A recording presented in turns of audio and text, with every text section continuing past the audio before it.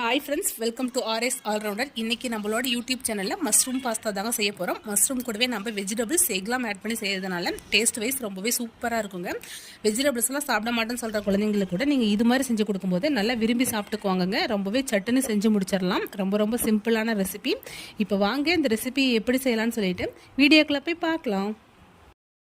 இந்த ரெசிபி பண்ணுறதுக்கு நான் இன்றைக்கி ஒரு பாக்கெட் பாஸ்தா எடுத்திருக்கேன். ஒரு பேனில் பாஸ்தா வேகிறதுக்கு தேவையான அளவு தண்ணி ஆட் பண்ணியிருக்கேன். இப்போ இது கூடவே கொஞ்சமாக உப்பு ஆட் பண்ணிக்கலாம். கொஞ்சமாக ஆயில் ஆட் பண்ணிக்கோங்க.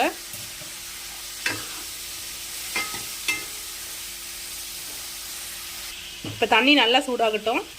பாருங்கள், தண்ணி நல்லா சூடாகிடுச்சு. இப்போ நம்ம இது கூட பாஸ்தாவை ஆட் பண்ணிக்கலாம். நல்லா மிக்ஸ் பண்ணிடலாம். பாஸ்தாவை நல்லா வேக வச்சு எடுத்துக்கலாம்.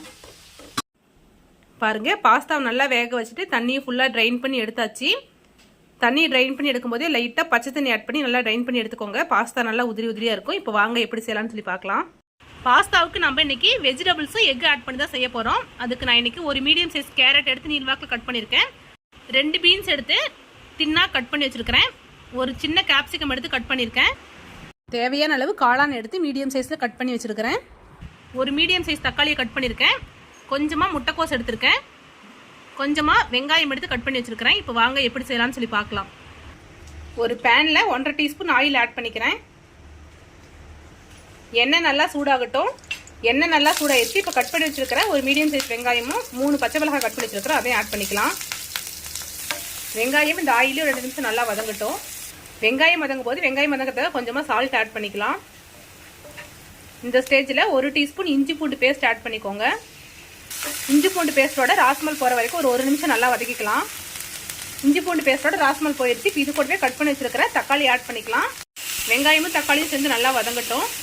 வெங்காயம் தக்காளி நல்லா வதங்கிடுச்சு. இப்போ இது கூடவே நம்ம கட் பண்ணி வச்சுருக்கிற காளான் ஆட் பண்ணிக்கலாம். காளான் ஆட் பண்ணிவிட்டு ஒரு 2 நிமிஷம் நல்லா நம்ம வேக விட்டுட்டு அதுக்கப்புறம் நம்ம மற்ற வெஜிடபிள்ஸில் ஆட் பண்ணிக்கலாம்.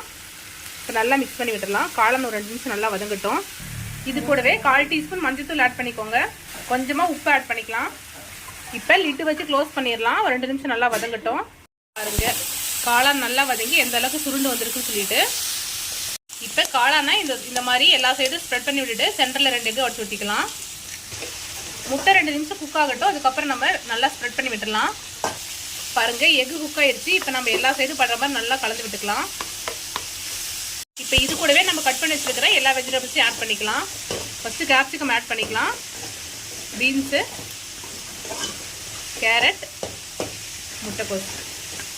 இப்போ ஸ்டவ்வை ஹை ஃப்ளேமில் வச்சுட்டு 2-3 நிமிஷம் நம்ம நல்லா வதக்கிக்கலாம். வெஜிடபிள்ஸ்லாம் ஹாஃப் குக் ஆனால் போதும். இது மாதிரி செய்யும்போது டேஸ்ட் ரொம்பவே சூப்பராக இருக்கும். வெஜிடபிள்ஸ்லாம் அடுப்பு ஹை ஃப்ளேமில் வச்சுட்டு 2-3 நிமிஷம் நல்லா குக் பண்ணி எடுத்தாச்சு. இப்போ இது கூடவே தேவையான அளவு மசாலா ஆட் பண்ணிக்கலாம். நான் இன்றைக்கி கறி மசாலா தான் 1 டீஸ்பூன் ஆட் பண்ணிக்கிட்டேன். இது கூடவே தனி மிளகாய் தூள் ஆட் பண்ணிக்கலாம். கூடவே கொஞ்சமாக சோயா சாஸ் ஆட் பண்ணிக்கிறேன். உங்கள்கிட்ட இருந்தால் ஆட் பண்ணிக்கோங்க, இல்லைன்னா ஸ்கிப் பண்ணிடுங்க. மசாலா சோயா சாஸில் எல்லா சைடும் படுற மாதிரி நல்லா மிக்ஸ் பண்ணி விட்டுருங்க. மசாலாவோட சேர்ந்து ஒரு 2 நிமிஷம் நல்லா வதங்கிடுச்சு. இப்போ இது கூடவே நம்ம வேக வச்சு எடுத்துக்கிட்ட பாஸ்தாவை ஆட் பண்ணிடலாம். இப்போ மசாலாவோட சேர்த்து பாஸ்தாவை நல்லா மிக்ஸ் பண்ணி விட்டுருங்க. பாஸ்தாவோட எல்லா சைடும் படுற மாதிரி நல்லா மிக்ஸ் பண்ணி விட்டுடலாம். இது கூடவே தேவையான உப்பு ஆட் பண்ணிக்கோங்க. கொஞ்சமாக மிளகுத்தூள் ஆட் பண்ணிக்கிறேன். மிளகுத்தூள் ஆப்ஷனல் தான், உங்களுக்கு வேணா ஆட் பண்ணிக்கோங்க, இல்லைன்னா ஸ்கிப் பண்ணிடுங்க. நல்லா மிக்ஸ் பண்ணி விட்டுட்டு செக் பண்ணி பார்த்துட்டு உப்பு காரம் எல்லாமே உங்களுக்கு தகுந்த மாதிரி ஆட் பண்ணிக்கோங்க. அவ்வளோதான் ஃப்ரெண்ட்ஸ், நம்மளோட டேஸ்டியான மஷ்ரூம் பாஸ்தா சூப்பராக ரெடி ஆயிடுச்சு. நல்லா காரசாரமாக எம்மியாக சூப்பராக இருக்கும். நீங்களும் வீட்டில் கண்டிப்பாக ட்ரை பண்ணி பாருங்கள். நல்லா ஸ்பைஸியாக சாப்பிட்ணுன்னா கண்டிப்பாக இந்த ரெசிபி நீங்களும் வீட்டில் ட்ரை பண்ணி பாருங்கள். டேஸ்ட் அட்டகாசமாக இருக்கும். ட்ரை பண்ணி பார்த்துட்டு எப்படி இருக்குன்னு சொல்லிட்டு மறக்காமல் கமெண்ட்டில் சொல்லுங்கள். இது மாதிரி simple recipes and lunch box recipes videos நம்மளோட சேனலில் ரெகுலராக அப்லோட் பண்ணுவோம். இது மாதிரி வீடியோஸ் வேணும்னா நம்மளோட RS ஆல்ரவுண்டர் சேனல் மறக்காமல் சப்ஸ்கிரைப் பண்ணிக்கோங்க. இந்த வீடியோ உங்களுக்கு பிடிச்சிருந்தா லைக் பண்ணுங்கள், கமெண்ட் பண்ணுங்கள், மறக்காமல் உங்களோட ஃப்ரெண்ட்ஸ்க்கு ஷேர் பண்ணிக்கோங்க. தேங்க்யூ ஃப்ரெண்ட்ஸ், தேங்க்ஸ் ஃபார் வாட்சிங்.